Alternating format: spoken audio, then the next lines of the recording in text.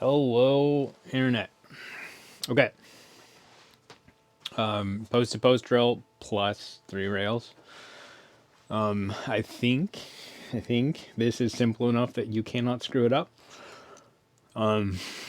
Someone will find a way.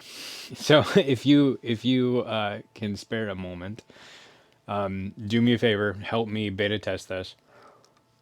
Film yourself doing this drill, upload it to YouTube, post a link in the comments. I will take a look at it and give you some notes on how you're doing.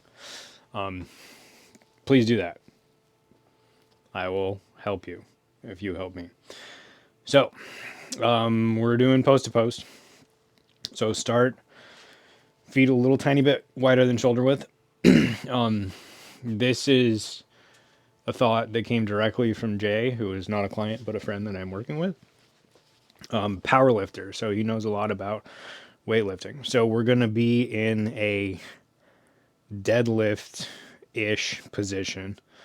So what I mean there is my shins are vertical. My butt is behind my heels. So that's deadlift. If I have a bar and I'm gonna deadlift, my shins are mostly gonna stay vertical. This is not a good understanding of weightlifting form. This is a person who doesn't weightlift understanding of weightlifting form. But that's what I'm looking at. So that's a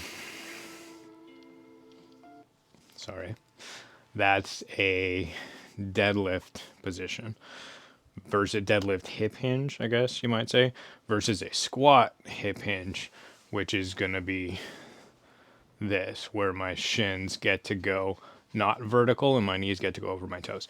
Deadlift, squat. So we're in deadlift. Just because that sets you up better to be Jasper and not Neil. No offense, Neil. So I'm in deadlift mode. Boom. My butt is very far back. I'm gonna offset my front foot forward, so my heel is in line with my toe. And then I'm gonna turn that foot backwards 45 degrees. My front leg is gonna go a little bit straighter. So I'm not squared in deadlifts with my knees together. My weight's still over my back foot. Now what I'm gonna do is I'm gonna straighten my rear leg and I'm gonna put my left hip directly over that. So I'm here, my right heel is just on top of the cone. I'm in deadlift mode, turn that back, straighten the rear leg, and put my left hip over that. Boom. Then I'm going to shift my weight to my weight's kind of already over the front. I'm going to straighten this leg. Boom. And that's going to slide my left foot to there. So from the side, from the front, I guess.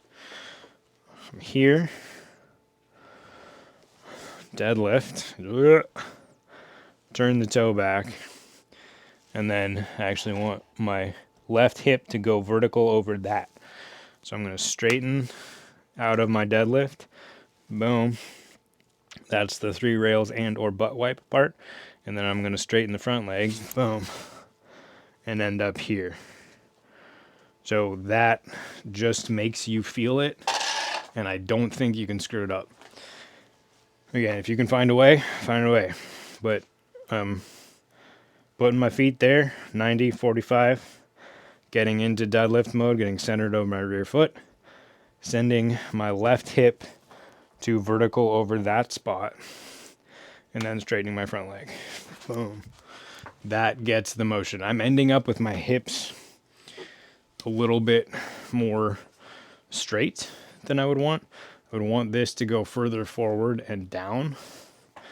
I'm not sure what would make that different, but if I just do it without thinking about all that stuff, it's a little bit more hip turn.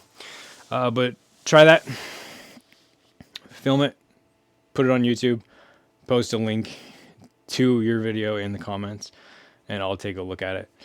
I want to see if this helps folks as much as it helps me conceptualize the movement. So what's different there is if you're just doing post to post, then it's okay if you shift at your front foot and your knees are going to do this. Your rear leg isn't going to reposition to as aggressive of a counterweight roll, which is the whole goal of the way that I teach.